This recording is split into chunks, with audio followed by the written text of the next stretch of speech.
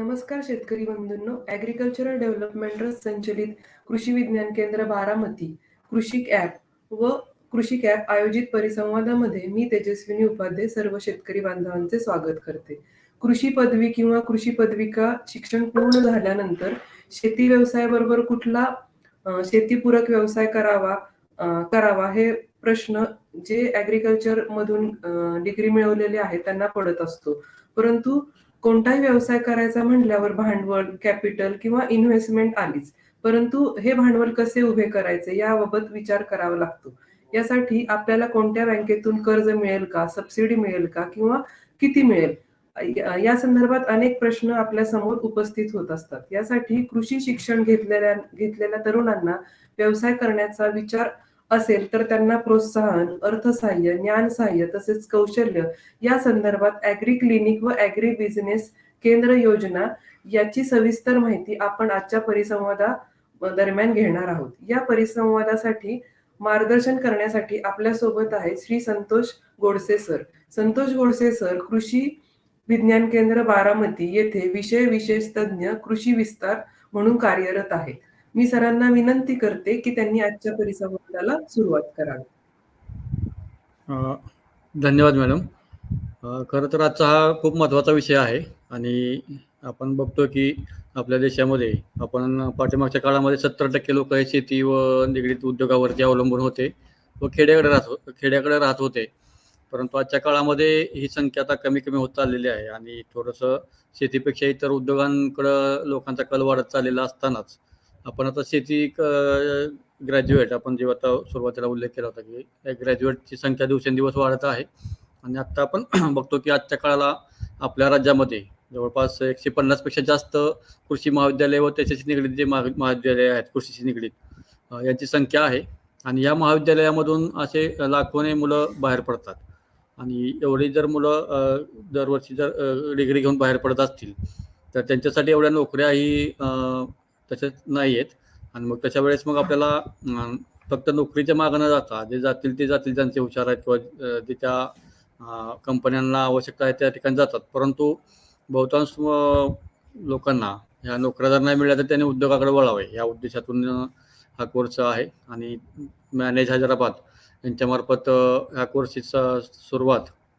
2002 सालापासून झालेली आहे. केंद्र सरकारच्या कृषी मंत्रालयाच्या अंतर्गत ही योजना चालू आहे आणि याच्यातून कृषी पदवीधरांनी कृषी पदवी घेतल्यानंतर त्यांनी फक्त नोकरीच्या पाठीमागं न लागता त्यांनी उद्योगाकडे कसं वळावं हे याच्यातून आपण शिकवलं जातं आणि आपण पाहतो की आता उद्योग करायचा म्हटलं तर त्याला सुद्धा थोडंसं ज्ञान पाहिजे, गायडन्स पाहिजे आणि अनुभव जर आपल्या आता कुटुंबात आता आपण बघतो की आपल्या राज्यामध्ये किंवा देशामध्ये तशी गरिबांची संख्या जास्त आहे आणि मग गरीब लोकांना तसा उद्योगाचा अनुभव नसतो. काय उद्योजक आहेत त्यांच्यावर उद्योग चालू असताना अशा उद्योगांना त्यांच्या फॅमिलीचा पुढे उद्योग नेताना आपल्याला फॅमिलीचा अनुभव उपयोगी पडतो. परंतु बहुतांश विद्यार्थी जे आहेत हे विद्यार्थी त्यांना कुटुंबाचा आधार नसतो किंवा कुटुंबात उद्योग नसल्यामुळे त्यांना तो उद्योग कसा करावा या संबंधातली माहिती नसते आणि अशा वेळेस मग चांगले उद्योग करावेत आणि उद्योगामध्ये आलेले उद्योग लगेच बंद पडू नयेत. बहुतांश वेळेस काय होतं बँकाकडून कर्ज मिळतं आणि कर्ज घेऊन उद्योग चालू करतात तरुण आणि उद्योग चालू करत असताना 4-6 महिन्यातच किंवा वर्षभराच्या अगोदरच हे उद्योग बंद पडताना दिसत असतात आणि मग हे उद्योग बंद पडतानाचा सर्वे केल्यानंतर हे का बंद पडतात त्याच्या पाठीमागची कारणं काय याचा अभ्यास केल्यानंतर गव्हर्नमेंटच्या लक्षात असं आलं की तरुणांना जर उद्योग करायचा असेल तर त्यांना थोडंसं गायडन्स पाहिजे, त्यांना प्रशिक्षण पाहिजे. त्याच्यासाठी ते चांगलं स्किल येण्यासाठी आपण काय करावं त्या संबंधातलं हे ट्रेनिंग मॅनेज हैदराबादनं चालू केलेलं आहे आणि ही ॲग्री क्लिनिक आणि ॲग्री बिझनेस हा ट्रेनिंग कोर्स 2002 सालापासून सुरू आहे आणि या ट्रेनिंगमध्ये आपण काय करतो किंवा आम्ही काय केलेलं आहे या संदर्भात आपण माहिती घेऊयात आणि कुणाला या संदर्भातला कोर्स करायचा असेल एखाद्याला उद्योग टाकायचा असेल तर त्यासाठी आपण आमच्याशी कसं संपर्क साधू शकाल आणि त्यातून तुम्हाला कसे फायदे होतील, तुम्हाला बँकेशी कसं संपर्क करता येईल या संदर्भातले आपण आजच्या या परिसंवादामध्ये माहिती घेणार आहोत. आता आपण प्रेझेंटेशनकडे जाऊयात. आता आपण बघतो की नेक्स्ट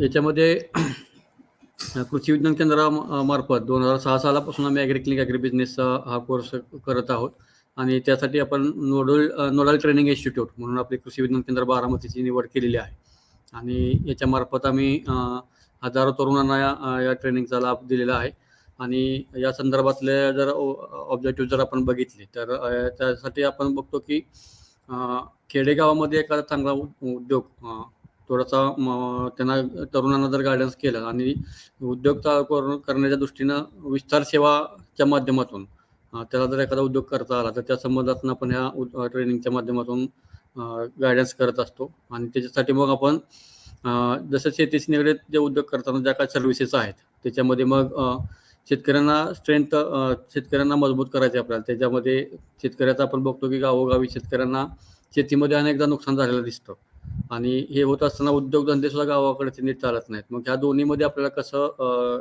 मेळ घालता येईल त्यासाठी आपल्याला मग या बेसिक गोष्टी आहेत. मग शेतकऱ्याला गायडन्स करण्याच्या संदर्भातलं फ्रीमध्ये त्याला गायडन्स करायचं का किंवा काही थोडीशी कॉस्ट लावून त्या शेतकऱ्यांना कसं गायडन्स करता येईल त्यासाठी खेडेगावातल्या गरजा लक्षात घेऊन त्या ठिकाणी असलेले काही ते उद्योजक असेल छोटे छोटे उद्योग. आता खेड्यामध्ये काही खूप मोठे उद्योजक नसतात पण ते छोटे उद्योग असेल तर त्या उद्योगांना काय गरजा आहेत किंवा त्या संबंधातल्या आपल्याला काय एकत्र करता येईल किंवा त्यांना काय करता येईल या संबंधातल्या गायडन्स त्या ठिकाणी दिला जातो. त्याचबरोबर ॲग्रिकल्चरल डेव्हलपमेंटसाठी म्हणजे कृषीचा विकास करायचा असेल आपल्याला तर त्यामध्ये आपल्याला फायदेशीर गोष्टी कशा आहेत किंवा स्वतःचा उद्योग चालू करायचा आहे हे करत असताना त्याच्यामध्ये मग स्वतःचा उद्योग करायचा असताना आपल्याला काय पावलं उचलायला पाहिजे किंवा आपण कसं प्लॅनिंग केलं पाहिजे त्यातल्या आपल्याला संधी कुठल्या आहेत. बऱ्याचदा काय होतं की खेड्याचा आपला उद्योग करायचा पण कुठला करावा हे कळतच नाही लोकांना. तरुणांना त्या विशेषतः तरुणांना हा कोणता उद्योग करायचा आहे आणि अशा वेळेस मग आपल्या गावाकडं अनएम्प्लॉयमेंटची संख्या खूप वाढत चाललेली आहे आणि मग हे होत असताना त्याला मग आपण त्या तरुणांना ॲग्रिकल्चर ग्रॅज्युएटना आपण ते या स्कीमच्या माध्यमातून त्याला गायडन्स केला जातो आणि त्या संदर्भातनं जे काही डिप्लोमा होल्डर आहेत कृषीचा किंवा ज्यांनी डिग्री घेतली आहे कृषीची किंवा कृषीची निगडीत जे काय उद्योग आहेत त्या संबंधातली डिग्री त्यांना आपण या ठिकाणी हा कोर्सचा उपयोग करून देण्यासाठी आपण हे काम करत असतो आणि त्यांना आपण गायडन्स करत असतो. त्याच्यामध्ये आता आपण बघतो की ॲग्री बिझनेसचा जो प्रोग्राम आहे तो KVK मध्ये मी जसं मग तुम्हाला म्हटलं की आतापर्यंत आम्ही 41 बॅचेस घेतलेले आहेत ज्यामध्ये कृषी पदवीधर आणि डिप्लोमा होल्डर्स यांनी सहभाग घेतला होता. त्याचबरोबर या 41 बॅचेसमध्ये 1274 मुलांनी आतापर्यंत ट्रेनिंग घेतले तरुणांनी आणि त्यात काय फक्त मुलंच असतात असं काय नाही. काही थोडेसे वयस्कर सुद्धा मध्यम वयस्कापर्यंत असे याच्यामध्ये सहभाग घेतलेले लोक आहेत. फक्त पहिल्या सुरुवातीच्या काळात तेव्हा असं काही नाही ज्यांचे 5-10 वर्ष डिग्री घेऊन झालेत तसे पण लोक आमच्याकडून ट्रेनिंग घेऊन गेलेले आहेत. त्याच्यामध्ये आता जेव्हा 1274 जणांनी ट्रेनिंग घेतल्यानंतर त्यातले 641 जणांनी आपले उद्योग चालू केलेले आहेत आणि त्यांना सबसिडी मिळालेली आहे. बँकांमार्फत कर्ज घेतल्यानंतर त्यांना मॅनेज मार्फत आणि नाबार्ड मार्फत त्यांना ती सबसिडी ही मिळालेली आहे. त्याच्यामध्ये आणखीन याच्यामधले आता मी जसं सांगितलं की 641 उद्योग चालू झालेले आहेत ट्रेनिंग घेतल्यानंतर. आता त्यातले मेजर कुठले आहेत तर कृषी सेवा केंद्र मोठ्या प्रमाणात लोकांनी चालू केली आमच्या इथं ट्रेनिंग घेतल्यानंतर. त्याच्यानंतर दुग्ध व्यवसाय आहे त्याच्याबरोबर शेळीपालन आहे पोल्ट्रीचा आहे नर्सरी आहे. त्याचबरोबर हायटेक फार्मिंगमध्ये सुद्धा काही लोकांनी पोली हाऊस केलेले आहेत शेडनेट उभारलेले आहेत कस्टम हायरिंग सेंटरचा आहेत. त्याचबरोबर मायक्रो इरिगेशन युनिट असे सारखे वेगवेगळे उद्योग हे 641 आमच्या या ठिकाणी ट्रेनिंग घेतल्यानंतर सुरुवात झालेली आहे आणि त्यांनी सबसिडी मिळवून त्यांचा उद्योग पुढे वाढवलेला आहे.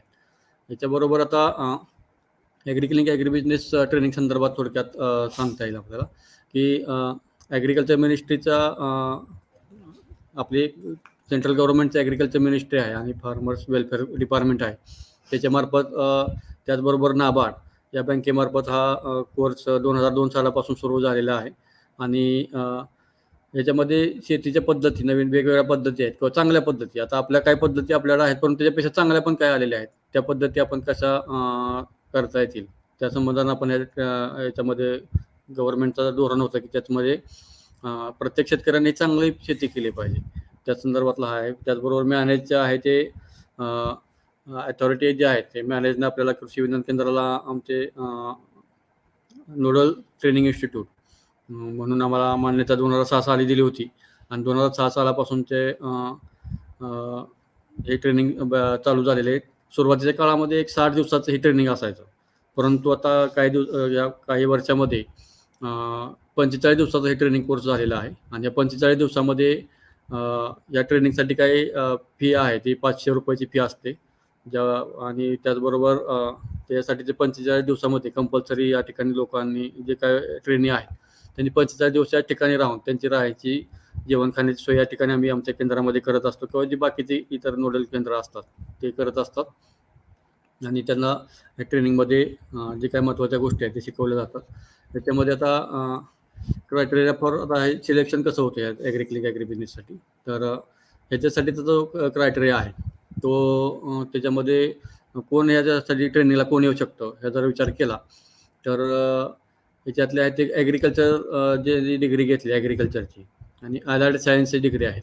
मग त्या ॲग्रिकल्चरचे तर आपल्याला माहिती आहे, पण अलाइडमधले ते अलाइड सायन्सचे आहेत त्याच्यामध्ये हॉर्टिकल्चर आहे, सेरिकल्चर आहे, डेअरी आहे, ॲनिमल हजबंड्री आहे, फिशरी आहे, बायोटेक्नॉलॉजी आहे, ॲग्रिकल्चर इंजिनिअरिंगचा पण विषय आहे, फॉरेस्ट्रीचा आहे, फूड टेक्नॉलॉजी आहे आणि हे सगळे ह्या डिग्री ह्या स्टेट ॲग्रिकल्चर युनिव्हर्सिटीमधून झाल्या पाहिजे. त्यासाठीच फक्त या डिग्र्या या स्टेट ॲग्रिकल्चर युनिव्हर्सिटीमधून या वेगवेगळ्या कॉलेजमधून ज्यांची डिग्री झालेली आहे ते मुलं ते तरुण या कोर्ससाठी अप्लाय करू शकतात. आणि डिग्री घेऊन ते ज्या तरुणांना उद्योग करायचा आहे, फक्त डिग्री घेऊन त्याला फक्त हा कोर्स करून काय उपयोग नाही, त्याला काय उद्योग करायचा असेल पुढे वेगळ्या विषयातला कुठलाही, त्यांनी याच्यासाठी ॲप्लिकेशन करू शकतात. त्याचबरोबर आता हे डिग्रीवाले झाले, पण डिप्लोमा होल्डरसुद्धा आहेत जे स्टेट ॲग्रिकल्चर युनिव्हर्सिटीच्या मार्फत जे काही डिप्लोमा कॉलेजेस आहेत त्याच्यामध्ये त्या कॉलेजच्या त्या डिप्लोमा कॉलेज ज्यांचे झाले त्यांच्यासाठी हा कोर्स आहे. त्याचबरोबर ह्याच्यामध्ये आणखीन एक अट अशी आहे की डिप्लोमा असेल किंवा डिग्री असेल हे झाल्याच्यानंतर किमान 1 वर्षाचा गॅप पाहिजे मध्ये. तुम्हाला ज्यावेळेस डिग्री होते ज्या वर्षी होईल त्याच्यानंतर 1 वर्षानेच तुम्ही या कोर्ससाठी ॲप्लिकेशन करू शकता आणि त्यानंतर तुमच्या या ठिकाणी सिलेक्शन होईल. मॅनेज आणि NTI ते तुमच्यासाठी पुढचे कार्य करण्यासाठी बंधनकारक आहेत. त्याच्यामध्ये आता ॲग्री क्लिनिक आणि ॲग्री बिझनेस ह्या 2 गोष्टी आहेत. आणि आपण जर ॲग्री क्लिनिकचा विचार केला तर या ठिकाणी जर गावामध्ये काय सर्व्हिस आपल्याला द्यायची असतील तरुणांना आणि काय आपण फ्री सर्व्हिस देतो किंवा काय आपण पेड सर्व्हिसेस देत असतो, तर त्या संबंधातल्या ह्या सगळ्या गोष्टी आहेत.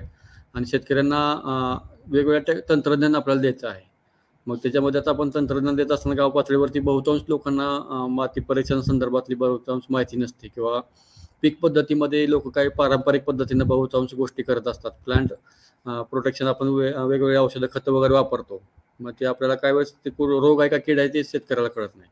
मग अशा वेळेस आपल्याला त्याला गायडन्सची गरज आहे. आणि मग किंवा बहुतांश लोक गावाकडं इन्शुरन्स काढत नाहीत, अशा वेळेस आपल्याला त्यांना इन्शुरन्स कसा काढावा किंवा काढणी पश्चात तंत्रज्ञानाची काय माहिती आहे ती पोस्ट हार्वेस्ट टेक्नॉलॉजीच्या बाबतीत कसं सांगावं त्या संबंधातली त्याला ॲग्री क्लिनिकच्या माध्यमातून त्यांना ती लोकांना माहिती देऊ शकतात. त्याच्यामध्ये मग जनावरांसंदर्भातली काय गोष्टी आहेत,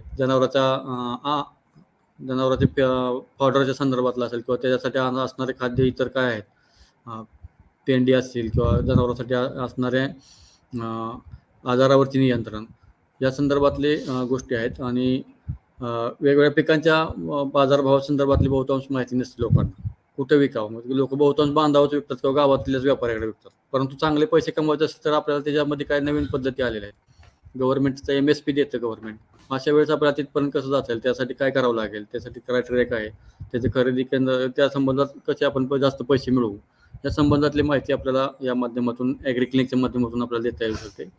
आणि मग ही पिकाची असेल किंवा जनावरांच्या असेल किंवा इतर काही इन्शुरन्स कंपनी असेल किंवा इन्कम या संदर्भातली माहिती आपण याच्यामधून देत असतो. आता ॲग्री बिझनेसच्या बाबतीत जर विचार केला तर ॲग्री बिझनेसमध्ये ॲग्री बिझनेस सेंटर हे जे आहे ते कमर्शियल आहे.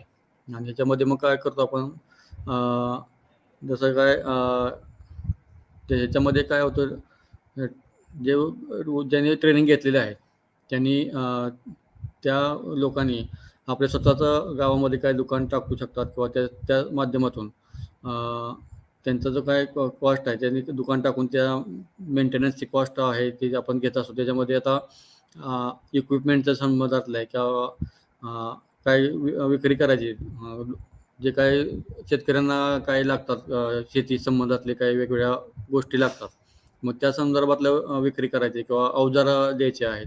त्याचबरोबर इतर सर्व्हिसेस जसे आहेत की जसं विक्री पश्चातचे काही सेवा आहेत, पोस्ट हार्वेस्ट टेक्नॉलॉजीच्या माध्यमातलं, आणि त्याचबरोबर मार्केट लिंक करून द्यायचं आहे काही गोष्टी, त्या संदर्भातलं कॉन्ट्रॅक्ट फार्मिंग वगैरे या संदर्भातल्या गोष्टी आहेत. इन्कम जनरेशन ॲक्टिव्हिटी जे काय आहेत त्याच्यामध्ये उद्योजकता विकास संदर्भातले डेव्हलपमेंट करायचे आहेत, त्या संदर्भातली ॲक्टिव्हिटी ॲग्री बिझनेसच्या माध्यमातून लोक गावोगावी देऊ शकतात. त्याच्यामध्ये आता आपण बघितलं तर ह्या गोष्टी करण्यासाठी आता कुठले आपण ह्यातला ॲग्री बिझनेसमध्ये आपण काय करू शकतो ह्याची एक आपण आता पुढच्या ह्या गोष्टीमध्ये पाहूयात.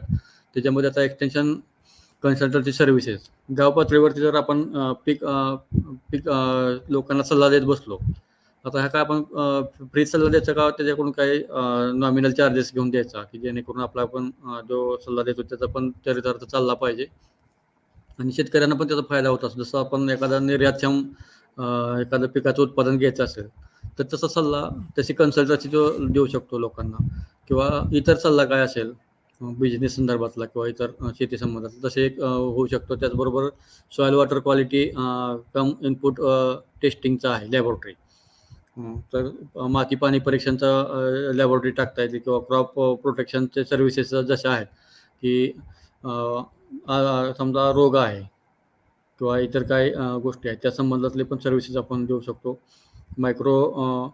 त्याचबरोबर मायक्रो प्रोपोगेशनच्या काही गोष्टी आहेत, प्लांट टिश्यू कल्चर वगैरे या संबंधातले आपल्याला ते लॅबोरेटरी टाकता येऊ शकते किंवा त्याच्यातून आपण त्या प्रोडक्शन करू शकतो.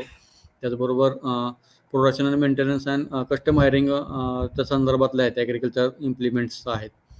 त्या मशिनरी आपण बँक जर गावात तयार केली ती थोडं नॉमिनल भावाने जर आपण दिले, किंवा मायक्रो इरिगेशन संदर्भातल्या ॲक्टिव्हिटी आहेत हे तरुण करू शकतात. सीड प्रोडक्शनच्या बाबतीतला आपण एक चांगला उद्योग गावोगावी होऊ शकतो की ज्या ठिकाणी आपल्या गावात किंवा परिसरात तालुक्यात जिल्ह्यात जे काही पिकं होतात त्या पिकांचे बीज उत्पादन जर आपण केलं तर त्यासाठी आपल्याला तरुणांना लक्षात येतं की त्याचं सर्टिफिकेशन कसं करायचं, बॅगिंग टॅगिंग करून आपण ते स्वतःच्या ब्रँडने किंवा स्वतःचा ग्रुप तयार करून त्या ठिकाणी विकू शकतात. त्याचबरोबर वर्मी कंपोस्ट युनिट एक आहे. आता ह्याच्यामध्ये स्वतःचं खत विकू शकतो किंवा त्यासाठी लागणारं कल्चर आहे, हे कल्चर सुद्धा आपण विकून एक उद्योग चांगला होऊ शकतो. प्रोडक्शन त्याच्यामध्ये बायो फर्टिलायझर जसं जीवाणूखत औषधं आणि त्याचं सुद्धा आपण प्रोडक्शन करण्याचं सुरुवात गाव पातळीवरती करता येईल. मधुमक्षिका पालन हा एक चांगला बिझनेस आहे. त्याचबरोबर इन्शुरन्स सर्व्हिसेस आता हल्ली वाढलेल्या आहेत आणि मग त्या आपण पीक विमा काढण्यासंदर्भातल्या गोष्टी असतील त्या संदर्भातला आपण तो एक उद्योग आहे. ॲग्री टुरिझम आपण बघतो की हल्ली लोक आता खूप व्यस्त असतात आणि त्याच्यामध्ये त्यांना एक निवांतपणा किंवा एक एन्जॉय करण्यासाठी ते थोडक्यात गाव पातळीवरती येतात, कारण शहरामध्ये खूप प्रदूषण वगैरे आहे. अशा वेळेस त्यांना जर ॲग्री टुरिझम सारखा एखादा बिझनेस दिवसासाठी किंवा 2 दिवसासाठीचा चांगला आपण एक जर युनिट आपण तयार केलं तर एक 5-10 एकरापासून ते आपण 5-50 एकरापर्यंत आपण हे करू शकतो. जसं आपल्याला जमीन आहे त्या जमिनीच्या हिशोबाने आपण हे टुरिझमची संकल्पना चांगली आहे आणि जेणेकरून शहरातली लोक गावाकडे येऊन ते आपल्याला चांगले पैसे देतात. जसं गावाकडे जर आपण एखादा बिझनेस करायचा म्हटलं की गावात पैसे जास्त मिळत नाहीत आणि पैसा आहे तो शहराकडे आहे. मग शहरातली लोक जर गावात आणायला ह्या टुरिझमच्या माध्यमातून आपल्याला चांगली संधी आहे. त्याचबरोबर ॲग्री जर्नलिझमचा संदर्भातला जर विचार केला की शेती संबंधात अनेक फिल्म जर आपण केल्या आणि त्या फिल्म पब्लिश करून किंवा त्या संबंधातून आपल्याला सुद्धा त्यातून काही तरुण प्रॉफिट करू शकतात. त्याचबरोबर पोल्ट्री आहे, फिशरी आहे, त्याच्या संदर्भातली हॅचरी जर आपण चालू केली तर त्यासाठी सुद्धा एक या योजनेतून उद्योगाला चांगली चालना आहे आणि त्यासाठी सुद्धा यातून मदत होऊ शकते.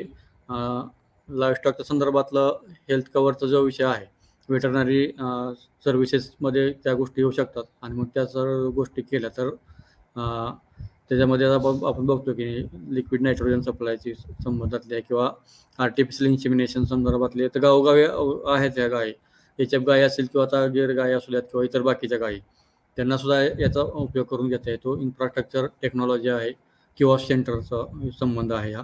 तसं सेंटर आपण तर त्याच्या संबंधातली लोकांना गाव पातळीवरती देण्यासारखी गोष्ट आहे. फीड प्रोडक्शन आहे, मार्केटिंग आणि टेस्टिंग युनिटचा सुद्धा विषय आहे. त्याचबरोबर आणखीन एक नवीन उद्योग चांगले पुढे येतात की व्हॅल्यू ॲडिशन सेंटर गाव पातळीवरती. आता बरेचसे लोक रॉ मटेरियल्स शहराकडे विकतात आणि मग तशा वेळेस आपल्याला पैसे कमी मिळतात. मग त्यासाठी व्हॅल्यू ॲडिशन एक चांगला उद्योग आहे. त्याचबरोबर कोल्ड चेनच्या संदर्भातला विचार केला तर त्यासाठी आपण चांगलं गोडाऊन वगैरे ठेवून किंवा पुढे आपण एक्सपोर्टपर्यंत जर गाव पातळीवरचे काही प्रोडक्ट आहेत लोकल टू ग्लोबल आपण विचार केला तर आपल्याला तो एक चांगला विषय आहे. त्याचबरोबर पोस्ट हार्वेस्ट मॅनेजमेंट सेंटरचं आहे. तर तो जर सपोर्ट आहे मग त्याच्यामध्ये काय होतं, ग्रेडिंग आहे, स्टँडर्डायझेशन आहे, सॉर्टिंगचा आहे विषय, स्टोरेजचा आहे, पॅकेजिंगचा विषय आहे. हे सगळ्या गोष्टी आपल्याला त्याच्यासाठी सुद्धा याच्यातून उद्योग चालू होण्यासाठी एक मदत आहे. त्याचबरोबर इतर गोष्टी आहेत नॉन मेटॅलिक स्टोरेज वगैरे या संबंधातल्या आहेत किंवा हॉर्टिकल्चर क्लिनिकचं आहे, जसं नर्सरी आहे, लँडस्केपिंग आहे, फ्लोरिकल्चर. आता बहुतांश लोकांना थोडंसं असं चांगल्या अशा गोष्टी लागतात, फुलं वगैरे या सगळ्या गोष्टी. लँडस्केपिंग बहुतांश लोक करतात. मोठे समजा एखादा उद्योग असेल तर त्या ठिकाणी लँडस्केपिंगला खूप मागणी असते. मग तसे आपल्या ॲग्रीचाच विषय आहे. तर त्याच्यासाठी आपण या गोष्टी याच्यातून होऊ शकतात. त्यासाठी सुद्धा मदत बँकेकडून मिळते आणि याच्यातून सबसिडी सुद्धा तरुणांना मिळू शकते. सेरिकल्चरचा एक चांगला युनिट आहे. त्याचबरोबर व्हेजिटेबल प्रोडक्शन आणि मार्केटिंगचा विषय आहे. आपण बघतो की आपल्या भागातून आता परदेशापर्यंत हे भाजीपाला जाऊ शकतो आणि काही लोक पाठवतात. त्याच्यामुळे आणखीन पुढं चांगली संधी आहे. रिटेल मार्केटिंग आउटलेट्स आहे, प्रोसेसिंग संदर्भातला विषय आहे हा. तर त्याला सुद्धा चांगला वाव आहे. त्याचबरोबर प्रोडक्शन अँड मार्केटिंग त्या संदर्भातला आहे, फार्म इनपुट समजा आहे किंवा आउटपुटच्या संदर्भातला आहे. तर ह्याच्यासाठी सुद्धा आपल्याला बहुतांश चांगले उपयोग आहे. या ट्रेनिंगच्या माध्यमातून असे गोष्टी होऊ शकतात.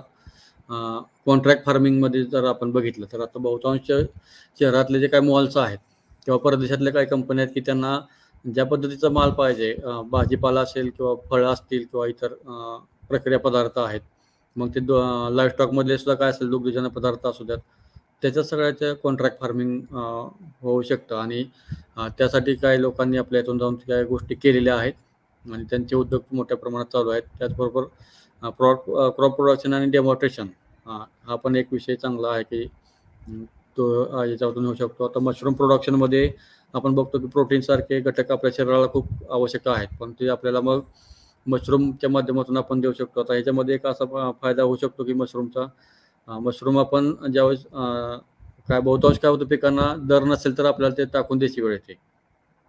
परंतु मशरूमसारखा असं व्यवसाय आहे की तो दर नसला तर आपण ड्राय सुद्धा करून ठेवू शकतो. किंवा मशरूमला सध्या तर मागणी बऱ्यापैकी आहे, फक्त ते जे आपल्याला ते स्किल कळलं पाहिजे कसं प्रोडक्शन करायचं. मग ते कसं आहे ते आपण ह्या ट्रेनिंगच्या दरम्यान ज्यावेळेस आपण हे ट्रेनिंग घेतो त्यावेळेस आपण जे काही तरुण येतात त्या ट्रेनिंगच्या मदतीसाठी त्या तरुणांना आपण याची ट्रेनिंग देत असतो. त्याचबरोबर प्रोडक्शन, प्रोसेसिंग आणि मार्केटिंग जे विषय आहेत, मेडिसिनल आणि ॲरोमॅटिक प्लांट्स, त्याच्यामध्ये आपण बघतो की त्याच्यामध्ये सुद्धा मोठ्या प्रमाणात मागणी आहे. यातल्या ज्या काही कंपन्या आहेत मेडिसिनल कंपन्या, त्यांना बहुतांश मेडिसिनल प्लांट पाहिजे असतात. त्याही आपण याच्या माध्यमातून पुरवण्याचं काम त्याचबरोबर प्रोसेसिंग सुद्धा आपण करू शकतो. आता जिरॅनियम सारख्या आपण गोष्टी बघतो की बहुतांश लोकांनी जिरॅनियम केलं, फक्त त्याचं मार्केटिंगचं आपल्याला कळायला पाहिजे. पुढे आपल्याला त्या गोष्टी त्याचा अभ्यास केला तर नक्कीच आपल्याला त्यातून चांगले फायदे मिळाले. अनेक लोकांनी हे उद्योग चालू केलेले आहेत. तर त्यासाठी सुद्धा या माध्यमातून आपल्याला कर्ज मिळून त्याच्यासाठी सबसिडी सुद्धा मिळू शकते. त्याचबरोबर डेअरी, पोल्ट्री, पिगरी आहे, फिशरी आहे, शिप रेअरिंगच्या संबंधातलं आहे, गोट रेअरिंगचं आहे, इमू रेअरिंगचं पण आहे, रॅबिट रेअरिंग इत्यादीच आपण काही आपल्या डोक्यात असलेल्या संबंधात तर आपण त्यात उद्योग करू शकतो. आणि या संदर्भातनं आपल्याला या ट्रेनिंगच्या माध्यमातून कर्ज मिळेल आणि मग त्यातून आपण कर्ज घेतल्यानंतर पुढच्या 1-2 वर्षात आपल्याला त्याच्यासाठी त्याचं अनुदान सुद्धा मिळेल. आपण चांगल्या उद्योगांना केल्यानंतर, कारण एवढे मोठे उद्योग होत असताना आपण गाव पातळीवरती एक रोजगार निर्माण करतो आणि ते होत असल्याला मग आपल्याला त्याचं अनुदान सुद्धा आपल्याला मिळत असतं. त्याच्या व्यतिरिक्त जर आपण विचार केला तर हे आपण काही ठराविक लिस्ट दिलेली आहे, परंतु त्याच्यामध्ये आपण आता बघितलं तर कृषीपूरक इतर उद्योग सुद्धा याच्यामध्ये आहेत, की त्याच्यामध्ये आपण व्यवसाय करू शकता आणि त्याच्यामधले मग ते हॉर्टिकल्चर संदर्भातले असू द्यात किंवा ॲनिमल हजबंड्रीतले असू द्यात, फिशरीतले वगैरे किंवा या संदर्भातल्या अनेक गोष्टी आहेत. त्याच्या संदर्भातले आपण वरती आपण जे सांगितलं त्याच्या व्यतिरिक्त आपल्याला वाटलं की शेती संबंधातला आणखीन एक वेगळा उद्योग आहे, त्याचा तसा आपण प्रस्ताव बँकेला दिला तर बँक सुद्धा तो प्रस्ताव मंजूर करते आणि त्या प्रस्तावाच्या माध्यमातून एकदा बँकेने कर्ज मंजूर केलं की पुढे आपल्याला 1 वर्ष ते 1.5 वर्षाच्या आत आपल्याला त्यासाठी जे काय अनुदान आहे ते पण मिळतं आणि आपला उद्योगही चालू होऊन चांगले आपल्याला आपलाही गाव पातळीवर चांगलं सपोर्ट मिळत असतो. आता याच्यासाठी तर काय क्रेडिट सपोर्टचा जो विषय आहे, कारण हे सगळं आपण कशासाठी करायचं, शेवटी आपण एकदा नॉलेज घेतलं तर आपल्याला तो उद्योग करायचा आहे. जर करायचा असेल तर आपल्याला पुढे लगेच पैसा लागणार आहे आणि मग हे ट्रेनिंगच्या सर्टिफिकेटच्या जोरावरती आपल्याला काही बँका लोन देत असतात आणि म्हणूनसाठी आता ह्या लोन देत असताना मग आपल्याला कुठल्या किती प्रमाणात आपल्याला लोन मिळते किंवा यातून आपण कोणत्या बँका आपल्याला लोन देतात ह्याचा विचार केला तर आपल्याला कमर्शियल बँका आहेत किंवा रिजनल रूरल बँका आहे, स्टेट कोऑपरेटिव्ह बँका किंवा स्टेट कोऑपरेटिव्ह किंवा ॲग्रिकल्चर रूरल डेव्हलपमेंट बँक यासारख्या ह्या बँका ज्या आहेत ह्या आपल्याला याच्यामधून आपला कर्ज देत असतात आणि त्यांच्यासाठी त्यांच्याबरोबर आपलं चांगलं रिलेशन कसं असावं किंवा आपण ट्रेनिंगच्या दरम्यान आपण हे विषय घेत असतो. बँकेने कर्ज आपल्याला सँक्शन करण्यासाठी कसं आपण प्रस्ताव केला पाहिजे किंवा त्यासाठी आपल्याकडे काय पाहिजे गोष्टी, त्या सर्व गोष्टी आपण ह्या ट्रेनिंगच्या दरम्यान आपण लोकांना शिकवत असतो की जेणेकरून आपला जो उद्योग आहे तो चांगलाच वाढत जावा आणि अनेक लोकांनी याच्यामध्ये उतरावं, आपण चांगले मार्केटिंग करावं आणि आपण गाव पातळीवर चांगले पैसे कमवावे. आता ह्याच्यामध्ये आता आपण जर ट्रेनिंग करिक्युलमचा ACABCच्या अंतर्गत विचार केला तर त्याच्यामध्ये एक 4 वेगवेगळे टप्पे आहेत आणि ह्या 4 टप्प्यामध्ये आपण हे ट्रेनिंगचा कोर्स हा पूर्ण करत असतो. ह्याच्यामध्ये सेल्फ ट्रान्सफॉर्मेशनचा करिक्युलमचा आहे तो 6 दिवसाचा असतो. ज्यावेळेस ह्या ट्रेनिंगला लोकांचे रजिस्ट्रेशन होतं आणि त्याच्यामध्ये लोकांचे इंटरव्ह्यू होऊन सिलेक्शन होतं त्यावेळेस मग आपण जसं हा 45 दिवसाचा कोर्समध्ये आपण कुठले घटक कव्हर करतो किंवा याच्यामधून लोकांना कशा पद्धतीचे ट्रेनिंगचं शेड्यूल आहे याचा जर विचार केला तर याच्यामध्ये जर आपण विचार करतो की आपण 6 दिवसामध्ये आपला हा स्वतःचे सेल्फ डेव्हलपमेंटच्या संदर्भातले सेल्फ ट्रान्सफॉर्मेशन संदर्भातला जो विषय आहे त्याच्यामध्ये आपण इंटरपर्सनल रिलेशन संदर्भातला ॲक्टिव्हिटी घेतो. कारण आता हा उद्योग करायचा असेल तर आपल्याला एक बोलता आलं पाहिजे, आपल्याला कसं आपले विषय मांडला पाहिजे, आपल्या जे काही उत्पादन आहे त्याचं आपण कसं मार्केटिंग केलं पाहिजे त्या संदर्भातलं आपण कसा पुढाकार घेतला पाहिजे, लिडरशिप कशी घेतली पाहिजे, आपलं जे संवाद कौशल्य आहे हे कसं असलं पाहिजे. बहुतांश वेळेस काय होतं काही आपल्याला स्ट्रेस येतो, काय प्रॉब्लेम होतात आणि त्याच्यावर मग ते मॅनेजमेंट आपण कसं केलं पाहिजे. आपण एकटेच कुठलाही गोष्ट करू शकत नाही, त्यासाठी आपल्याला ग्रुप पाहिजे. मग ते ग्रुप डायनॅमिक्स ॲक्टिव्हिटी आपण कसे केले पाहिजेत. त्याचबरोबर काही वेळेस कॉन्फ्लिक्ट होतात आपल्या क्लायंटमध्ये असेल किंवा आपल्यात होतात, मग त्यावेळेस आपण ते मॅनेजमेंट कसं केलं पाहिजे. बहुतांश वेळेस आपल्या टाईमचं आपण भारतीय लोकांमध्ये टाईमचं एवढं मॅनेजमेंट नसतं आणि मग त्याच्यातच बहुतांश आपल्या उद्योगामध्ये प्रॉब्लेम येताना दिसतात. मग ते मॅनेजमेंट कसं केलं पाहिजे. छोटा उद्योग असेल किंवा छोट्या उद्योगाचं मॅनेजमेंट कसं असावं. आता आपण उद्योग करत असताना कुठलाही उद्योग आपण करायला गेलो की त्यातलं आपण शॉर्ट अनालिसिस करत असतो. मग ते स्ट्रॉंग पॉईंट आहेत, वीक पॉईंट आहेत, अपॉर्च्युनिटी आहेत आणि थ्रेट्स आहेत. मग आपले याच्यातून आपण बघतो की आपले बलस्थानं काय आहेत, आपल्याला कमकुवतपणा काय आहे, आपल्याला कुठल्या संधी आहेत आणि आपण धोके कुठले आहेत. ह्या सर्व गोष्टीचा अभ्यास आपण ह्या 45 दिवसाचा जो कोर्स आहे त्यातले सुरुवातीच्या 6 दिवसातच आपण करतो आणि त्याच्यातूनच आपण यांना तरुणांना काय करता येईल त्या संदर्भातले त्यांचं एक माइंडसेट चांगलं करतो आणि मग पुढं आपण त्याचे इथिक्स असेल किंवा बिझनेस संदर्भातले ॲक्टिव्हिटी आहेत.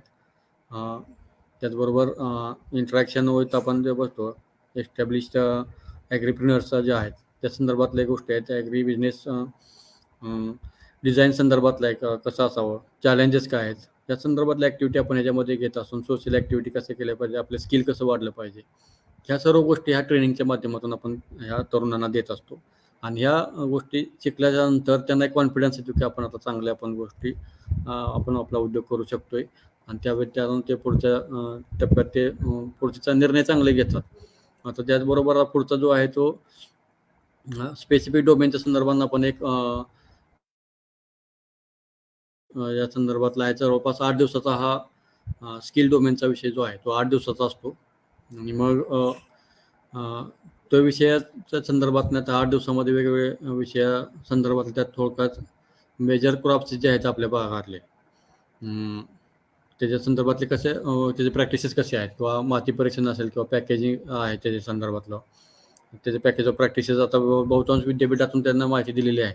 मग ते हॉर्टिकल्चरचे असू द्यात किंवा व्हॅल्यू चेनचे असू द्यात किंवा आपण पेस्ट मॅनेजमेंट संदर्भातलं आपण बघतो कीट रोग नियंत्रण संदर्भातलं. त्याचबरोबर आपण बघतो की वीड मॅनेजमेंट सध्या तो एक विषय आहे चांगला की वेगवेगळे लायसन्स आहेत त्याचे वेगवेगळे त्याचे ॲक्ट कुठले आहेत त्याचे रेग्युलेशन्स काय आहेत. समजा आपल्याला एक्सपोर्टच करायचे त्याच्यासाठी काय रूल्स आहेत त्याचे रेग्युलेशन्स काय आहेत किंवा आपल्याला काय इम्पोर्ट करायचं असेल त्या संदर्भात काय ॲक्टिव्हिटी आहेत का किंवा आपल्याला काय एखादं प्रोडक्शन करायचं आहे त्या संदर्भात आपण काय करू शकतो त्याचे काय रूल्स आहेत ते ॲक्ट काय आहेत ते सर्व गोष्टी याच्यातून होत असतात. त्याच्याबरोबर सीड्सचं आहे बीजोत्पादन आहे. बायो इनपुट्स आपण बघतो की जीवाणूखतं आता एवढं मोठ्या प्रमाणात लोकांचा वापर सुरू झालेला आहे. त्याचबरोबर केमिकलचे इनपुट्स आहेत एखाद्याला प्रोडक्शन करायचं असेल किंवा त्याचा वापर आपण करत असतो त्याही गोष्टी आहेत. ॲग्री मार्केटिंगच्या संदर्भातले विषय आहेत. आर्टिफिशियल इन्सेमिनेशनच्या संदर्भातला आपण लाईफस्टॉकचा विषय जर घेतला तर त्याच्यामध्ये तो विषय येतो किंवा तो जो उद्योग करायचा आहे आपल्याला तर त्याच्या संदर्भातला आपण काय बारकावे आहेत मग आपण कुठले गाय घेतले पाहिजेत कसे सिलेक्शन केलं पाहिजे ह्या सर्व गोष्टी आहेत. आपण कसा गोठा पाहिजे या संदर्भातल्या आपण ॲक्टिव्हिटी आहेत. पोल्ट्रीच्या संदर्भातलं कुठली त्या संदर्भात ॲक्टिव्हिटी आहेत. खूप माहिती घ्यावी लागते डीपपर्यंत कारण कुठलाही उद्योग करताना खूप वरवरच्या माहितीवरती जर आपण उद्योग करायला गेलो तर नक्कीच त्यातून आपल्याला काहीतरी अडचणी पुढे निर्माण होतात.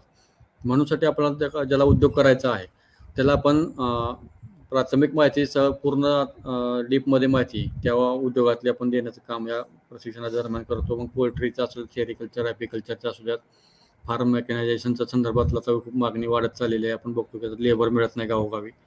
त्याचबरोबर आता पाण्याची कमतरता यावर्षी दुष्काळी स्थितीत आपल्यासमोर आहे. अशा वेळेस मायक्रो इरिगेशनचा वापर आपल्या लोकांचा वाढला पाहिजे.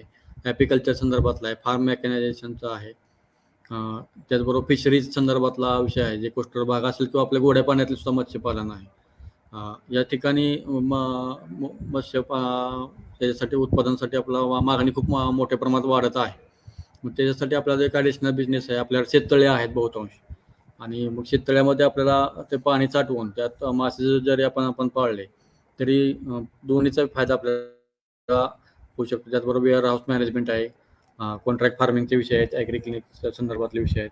ह्या अनेक गोष्टी आपल्याला या माध्यमातून आपण या ठिकाणी या दुसऱ्या टप्प्यामध्ये देत असतो.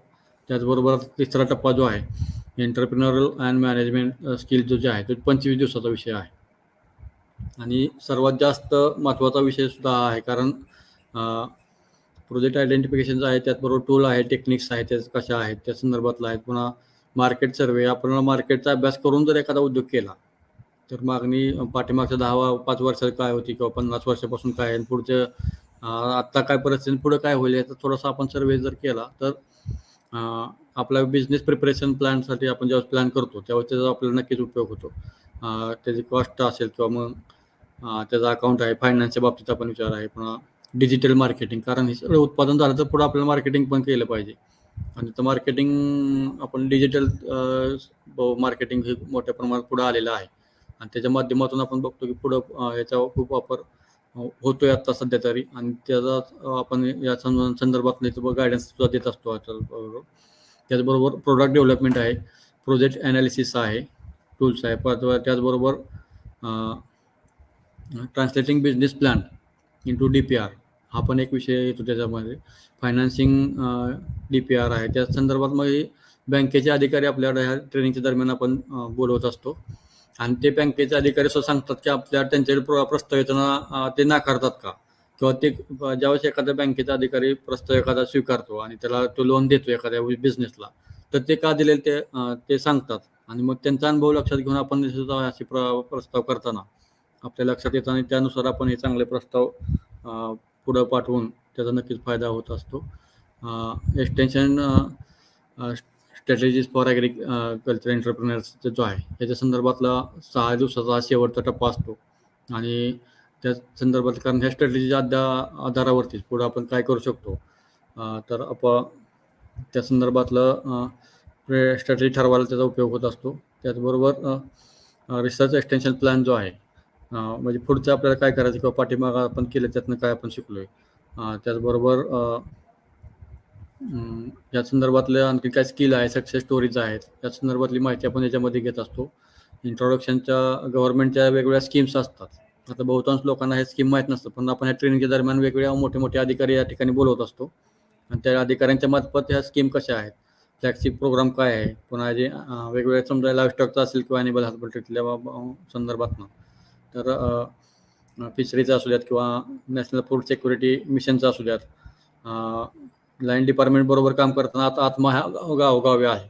आत्माच्या बहुतांश स्कीम्स असतात उद्योगांसाठी किंवा तिथल्या लोकांसाठी, पण लोकांना स्कीम मिळवून दिल्या किंवा आपल्या उद्योगाला पण मिळवून घेतली तर त्याचा फायदा आपल्याला होत असतो. आपण बघतो की आता एक फार्मर प्रोड्युसर कंपनीची सारखी योजना आहेत, ती योजना सुद्धा आत्माच्या माध्यमातून आहे किंवा इतर डिपार्टमेंट सुद्धा त्या सहकार्य करतात. तशा स्कीम्स आपल्याला कळतात आणि त्यातून एक उद्योग चांगले आपण हे करताना आपल्याला मिळतात आणि मग त्यातून आपल्याला जर समजा कोट्यवधी रुपयाचं जर अनुदान मिळालं तर आपले पण थोडंसं पैसे आणि असे गव्हर्नमेंटचे अनुदान मिळवणं आणि अशा गोष्टी जर आपण केल्या तर त्या काय होतं, गव्हर्नमेंटला पण त्यांचं एक्सटेन्शन प्लॅनिंगमध्ये त्या गोष्टी करायच्या असतात आणि आपल्याला सुद्धा एक गरज आहे की आपल्याला उद्योग करायचा आहे.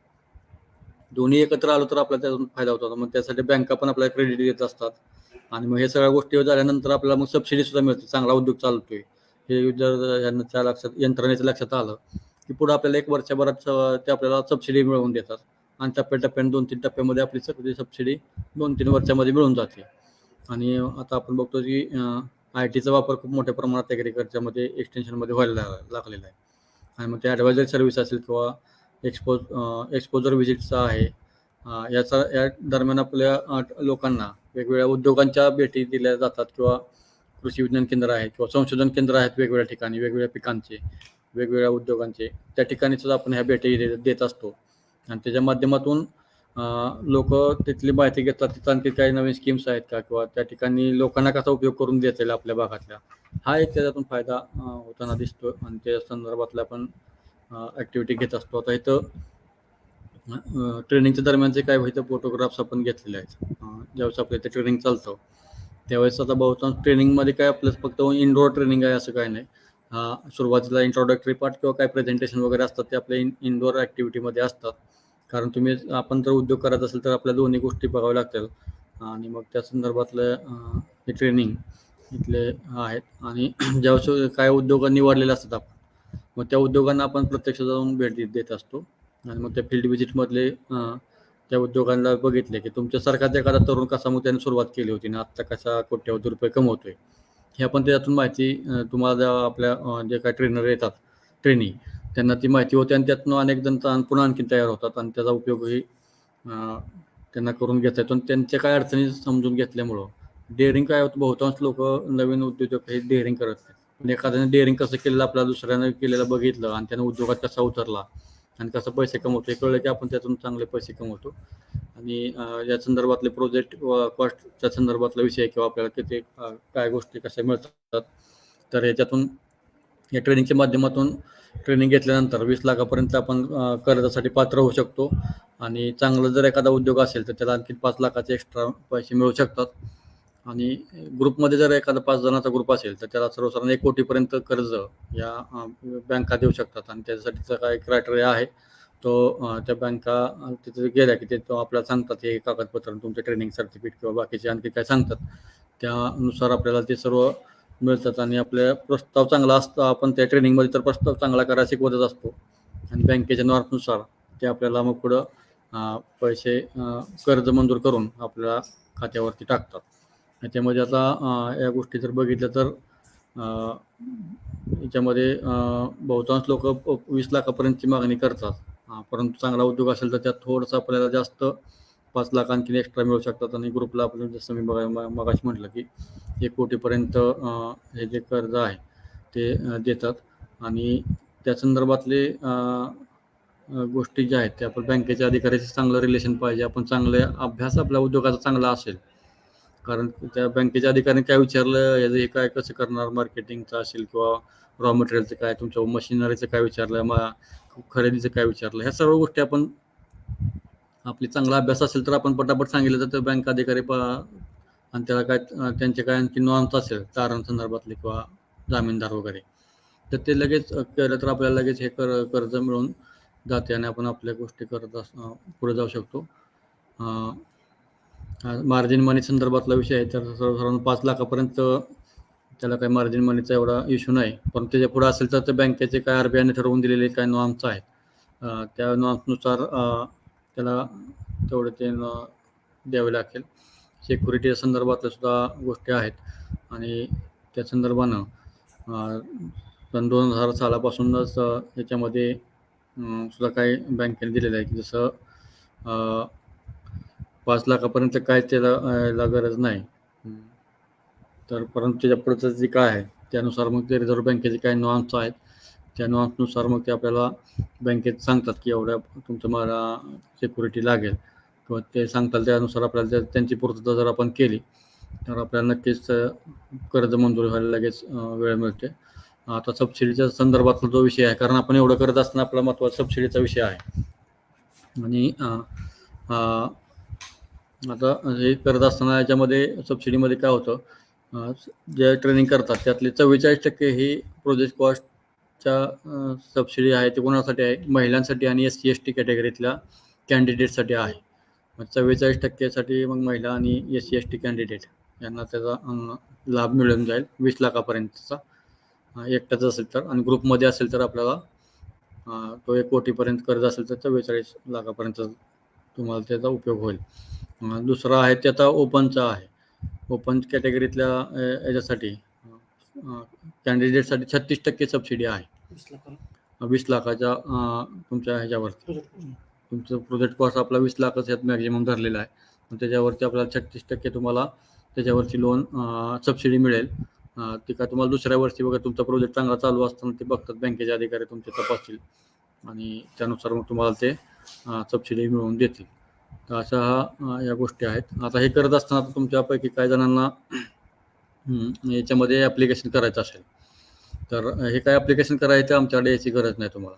तुम्ही आपण हे ऑनलाईन आता आपण स्क्रीनवरती बघताय, याचा तुम्ही स्क्रीनशॉट काढून घेऊ शकता आणि ह्या ॲड्रेसवरती ऑनलाईन जर तुम्ही ॲप्लिकेशन केलं तर हे बघितलं तर त्याच्यामध्ये काय आहे, हे तुम्ही ह्या वेबसाईटला गेलात की त्याच्यामध्ये सिलेक्ट NTI स्टेट आता पुढचा क्रायटेरिया आहे. त्याच्यामध्ये तुम्ही महाराष्ट्र सिलेक्ट करायचं आहे महाराष्ट्रातल्या लोकांसाठी, आणि मग त्यात पुन्हा एकदा महाराष्ट्र सिलेक्ट केला की त्याच्यामध्ये यादी येते, त्यात मग सिलेक्ट NTI प्रायोरिटी, त्याच्यामध्ये फक्त NTI प्रायोरिटी सिलेक्ट करताना तुम्हाला जर बारामतीला ह्या कोर्स करायचा असेल तर कृषी विज्ञान केंद्र बारामतीसाठी मग तिथे कृषी विज्ञान केंद्र KVK बारामती असा जो क्रायटेरिया दिलेला आहे तो तुम्ही 1 नंबरला टाका, आणि मग तुम्हाला खाली पुन्हा आणखीन 1-2 टाकायचं किंवा टाकू शकता, किंवा तुम्हाला हा एकच ठेवायचा असेल तर एकाच ह्याच्यावरती तुम्हाला ते करता येऊ शकतं तुमचं. आणि मग तुम्हाला दुसऱ्या आणखी बरंच असेल तर 2 नावं टाकू शकता खाली, पण 1 नंबरला KVK बारामती टाकलेलं तुमचं 1 नंबरसाठी सिलेक्शन आमच्याकडं मग होऊ शकतं.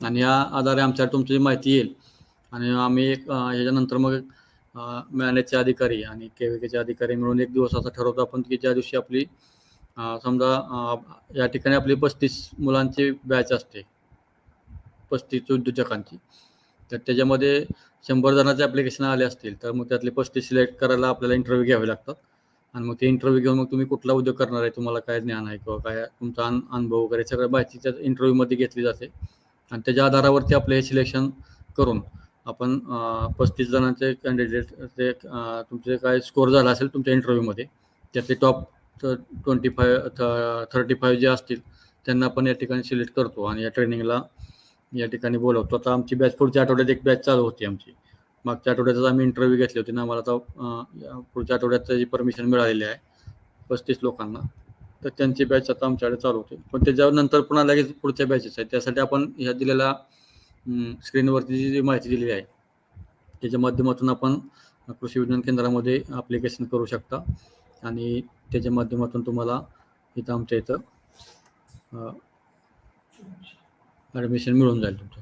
त्यासाठी काय कॉन्टॅक्ट वगैरे या ठिकाणी दिलेले आहेत, आमच्या ऑफिसचे इथले काही नंबर आहेत त्याच्यामध्ये तुम्ही येऊ शकता. डॉक्टर जोशी सर आहेत, पुन्हा संतोष गोडसे मी स्वतः आहे याच्यामध्ये, आमचे गणेश शिंदे हे ट्रेनिंग कोऑर्डिनेटर आहेत, त्यांचा नंबर शक्यतो तुमच्याकडे असला तर तुम्ही डायरेक्ट गायडन्स होईल आणि तुम्ही ऑनलाईन भरल्यावर काय कोणाला फोन करायची गरज लागत नाही.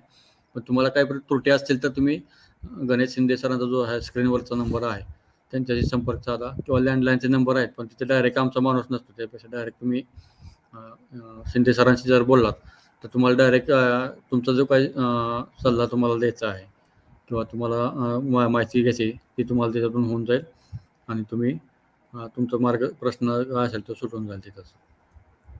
आता या ठिकाणी आपण बघतोय काही आपल्या इथून जे ट्रेनिंग घेऊन गेलेले आहेत त्यांचे दुकानं चालू आहेत.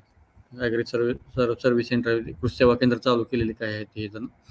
काही जणांचा डेअरी फार्म आहेत किंवा बाकीचे असे वेगवेगळे उद्योग आहेत आणि कोट्यवधी रुपयांची उलाढाल आहे ते करतायत आणि त्यांनी सबसिडीसुद्धा घेतलेल्या आहेत. बहुतांश जणांनी सबसिडी त्याच्यामधून मिळवून घेतलेली आहेत आणि आपल्या उद्योगाला चालना त्यांना मिळालेली आहे. अशा पद्धतीच्या ह्या अनेक गोष्टी आपण बघतो की आत्ता हल्लीच्या जगात जिथं बेरोजगारांचं प्रमाण वाढत असताना आपल्याला एक चांगली संधी आहे असं समजा.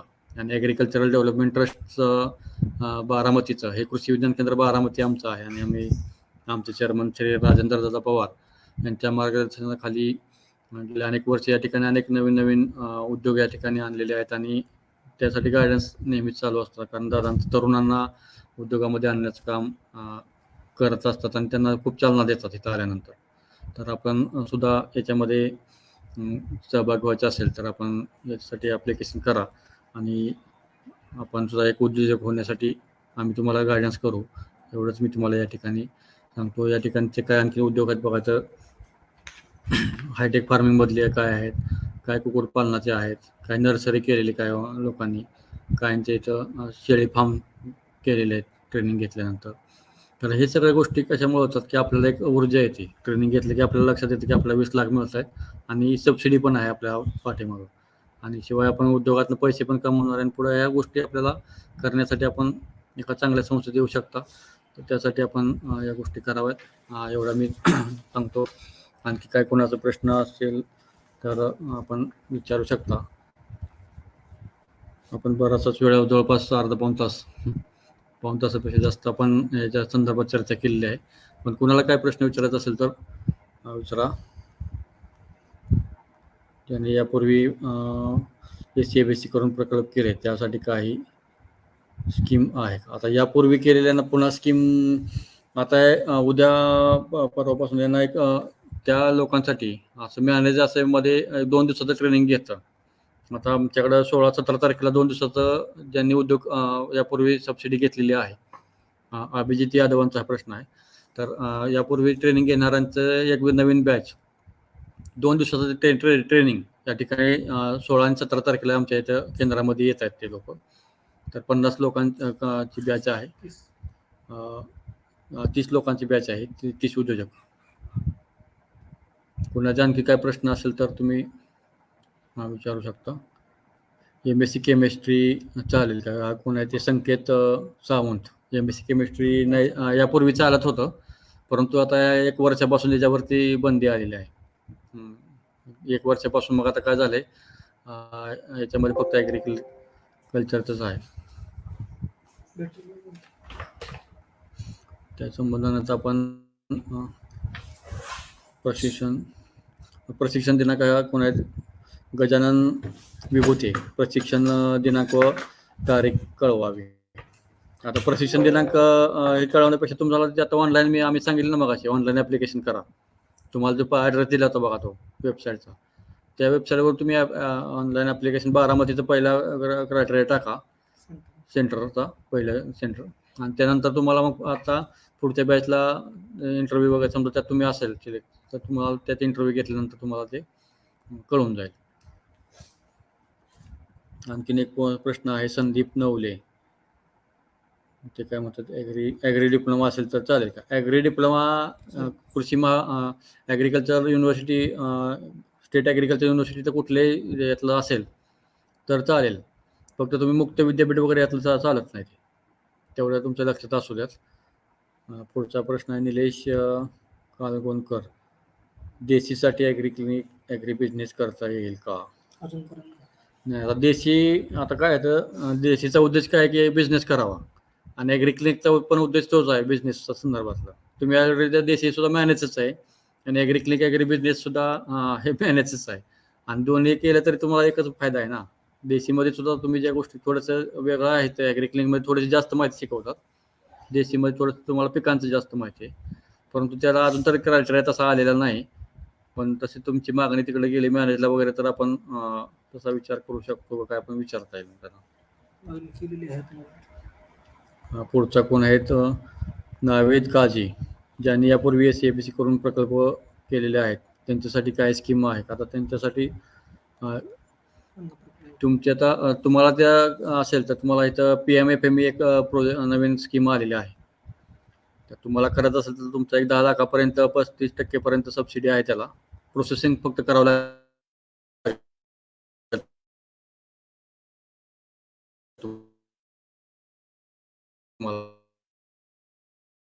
काय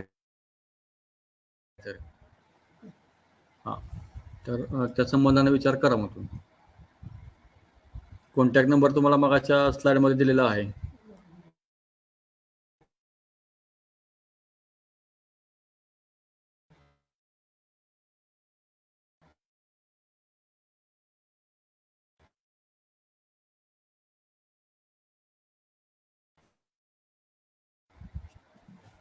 कॅमेरा निखिल बागडे काय म्हणतात? हां,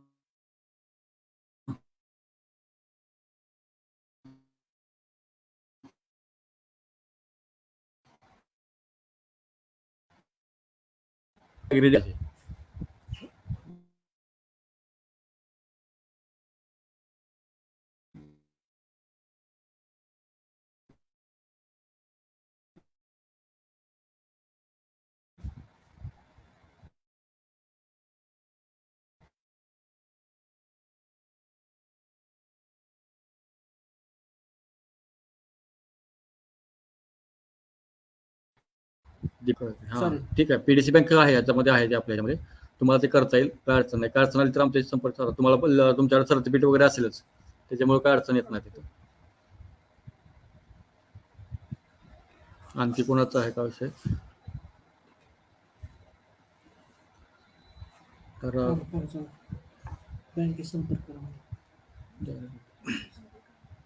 आणखी कोणाचा नसेल तर आपल्याला मग मॅडम आपल्याला काय तर पुढचं बघा मग तुम्ही.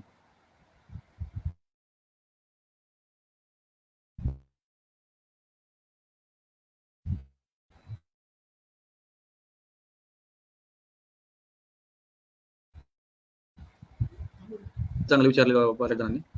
तर आता कोणी दीपक चौलम काय म्हणतात? ॲडिशनल कोर्स पण केला आहे मॅनेजला. ओके, काय हरकत नाही. मग ते ॲडिशनल असेल तर काय. ओके, धन्यवाद. आपण सर्वांनी जवळपास पाऊण तासपेक्षा जास्त या संबंधातली माहिती ऐकून घेतली आणि अनेक जणांनी प्रश्नही विचारले. त्याबद्दल मी आपल्या सर्वांचे आभार मानतो. आणि असंच आपण ॲग्रिकल्चर डेव्हलपमेंट ट्रस्टच्या कृषी विज्ञान केंद्राशी संपर्कात राहा आणि आपला उद्योग असेल किंवा आपल्या शेतीविषयक मार्गदर्शन, शेतीशी निगडीत उद्योगांचे मार्गदर्शन घेत राहा, एवढीच अपेक्षा व्यक्त करतो. आणि मी या ठिकाणी थांबतो. धन्यवाद.